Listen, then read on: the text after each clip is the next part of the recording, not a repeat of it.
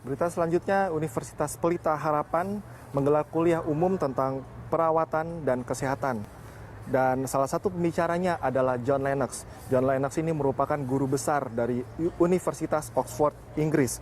John membawakan ceramah berjudul Christian Response to Emerging Technologies and Treatment. At the very beginning of the Bible, it gives us the parameters for ethics in their simplest and most profound form. The first humans were put in a garden. They were told that they may eat of all the trees except one. That is, a boundary was set to their existence, not geographically, but morally.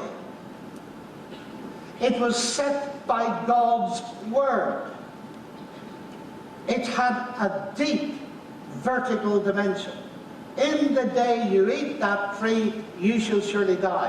Now we need to think very carefully about the implications of that. First of all, freedom to eat all the trees and permission, and a prohibition to eat that one tree meant that they could eat that one tree. They had no permission to eat it. But the prohibition would be meaningless if they did not have the capacity to eat it. Now I said there's a vertical dimension, but there's also a horizontal dimension. Because the story tells us how the woman was approached first. And the enemy, the talking snake, the alien composite being that she discovered in this ancient world, which people so readily try to mythologize, and then you ask them, it's a myth for what? It's a metaphor for what? Let's just look at the ingredients here. It was apparently an animal, but it had one property of humanity, that is, it could speak.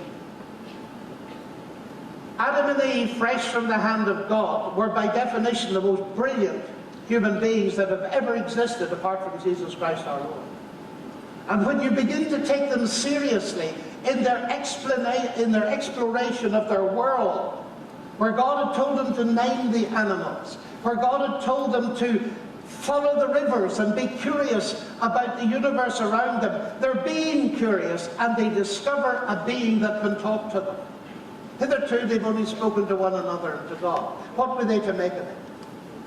It's fascinating to think about. And ladies and gentlemen, I'm not going to get diverted, but I can't help thinking this is at the beginning of the Bible. At the end of the Bible, there's a being called the animal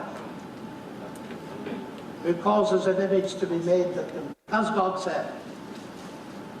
And she was brilliant.